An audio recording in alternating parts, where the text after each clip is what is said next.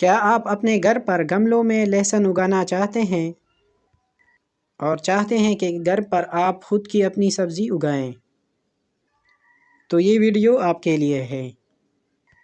گملوں میں لہسن کیسے اگایا جاتا ہے، بیج لگانے سے لے کر ہارویسٹ تک کی تفصیل آپ اس ویڈیو میں دیکھ سکیں گے۔ ویڈیو دیکھتے رہیے۔ لہسن لگانے کے لیے پہلے گملوں کو مٹی سے بھر دیں۔ اس مٹی کے مکسچر میں آپ 60% عام گارڈن سوئل ڈال دیں، 30% کوئی بھی دیسی یا گھریلو فرٹیلائزر جیسے گوبر کی کھاد، گلی سڑی پتوں کی کھاد وغیرہ ڈال دیں۔ اس کے بعد آپ 10% عام ریت ڈال دیں۔ اس کے ساتھ ساتھ اگر آپ چاہیں تو آپ مصنوعی فرٹیلائزر جیسے کہ NPK اور DAP کے کچھ دانے بھی ڈال سکتے ہیں۔ اس کے بعد آپ بیج لیں، اچھا اور عمدہ بیج لیں۔ یہ چینا لہسن کی بیج ہے۔ آپ کسی بھی لہسن کی بیج لگا سکتے ہیں، جیسے دیسی بیج یا G1 بھی آپ اس گملوں میں لگا سکتے ہیں۔ بیج لگانے کا ترتیب کچھ یوں ہے کہ آپ ایک بیج سے دوسرے بیج کا فاصلہ کم سے کم 4 انچ تک رکھیں۔ اس کا یہ پیدا ہوگا کہ آپ کی لہسن بڑی اور موٹی ہوگی۔ اگر آپ فاصلہ کم کریں گے تو نتیجتاً آپ کی لہسن چھوٹی ہوگی اور توریاں بالکل چھوٹی چھوٹی باریک ہوں گی۔ آپ اس طرح انگلی کے ذریعے سے گملوں میں سوراخ کر لیں اور اس میں بیج ڈال دیں۔ بیج لگانے کے بعد اس کو خوب اور اچھی طرح پانی دیں اور پھر ایک ہفتے کے بعد پانی دیتے رہیں، یعنی ہفتے کے بعد اس کو پانی دیتے رہیں۔ بیج لگانے کے بعد آپ گملے کو کھلے آسمان کے نیچے یعنی سورج کے بالکل سامنے رکھیں، کیونکہ یہ سورج میں براہ راست پلنے پھولنے والی سبزی ہے۔ کچھ دنوں کے بعد جب یہ اگ جاتے ہیں، چھوٹے چھوٹے پودے نظر آنے لگتے ہیں، تو اس وقت آپ اس پر توجہ دیں، کیونکہ اگر اس وقت سے آپ اس کی اچھی کیئر کریں گے تو ہارویسٹنگ کے وقت آپ کو موٹی موٹی توریوں والی لہسن ملے گی۔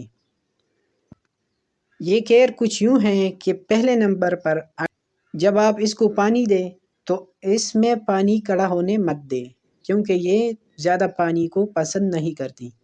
اور دوسری بات کہ جب پودے 1 سے 1.5 مہینے کے ہو جائے اور اس میں 3 سے 4 پتے نکل آئیں تو اس کو ہر 20 سے 25 دنوں کے بعد فرٹیلائزر دیا کریں۔ اس فرٹیلائزر میں آپ دیسی فرٹیلائزر بھی دے سکتے ہیں اور آپ مصنوعی فرٹیلائزر بھی دے سکتے ہیں۔ دیسی فرٹیلائزر میں جیسے گوبر کی کھاد اور گلی سڑی پتوں کی کھاد آپ ڈال سکتے ہیں، جبکہ دوسری سائنتھیٹک فرٹیلائزر میں آپ NPK اور یوریا وغیرہ ڈال سکتے ہیں۔ لیکن کوشش کریں کہ آپ دیسی گھریلو فرٹیلائزر استعمال کریں، کیونکہ اگر آپ چاہتے ہیں کہ آپ کو آرگینک سبزی ملے تو اس کے لیے آپ کو سائنتھیٹک فرٹیلائزر کا استعمال ترک کرنا پڑے گا۔ پودے جب مارچ کے مہینے تک پہنچ جائے تو اس وقت اس کے نیچے لہسن بننا شروع ہو جاتی ہے، اس لیے اس وقت اس کو پانی دینا کچھ وقت کے لیے بند کر دیں۔ پہلے اگر آپ ایک ہفتے کے بعد پانی دیتے تھے، اب 10 سے 11 دنوں کے بعد پانی دیا کریں۔ پھر اپریل اور مئی اس کی ہارویسٹنگ کا مہینہ ہے۔ جب آپ اس کی ہارویسٹنگ کریں گے تو کوشش کریں کہ کسی بھی لہسن کو کٹ نہ لگ جائے، کیونکہ کٹ لگنے کی وجہ سے کچھ دنوں کے بعد یہ گل سڑ کر خراب ہو جاتی ہے۔ ایک ضروری بات کہ لہسن کے اوپر کسی بھی اسپرے کرنے کی ضرورت نہیں، کیونکہ یہ ایک خود اینٹی بائیوٹک ہے اور یہ ہر بیماریوں کو خود سے دور کرتی ہے۔ ہاں، سرخی مائل ایک بیماری ہوتی ہے، اگر وہ بیماری اس پر شدید حملہ کرتی ہے تو پھر اس کو متاثر کرتی ہے۔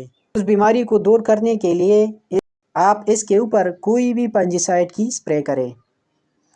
لہسن کی ہارویسٹنگ آپ کے سامنے ہو رہی ہے اور یہ لیسن بالکل اب تیار ہے۔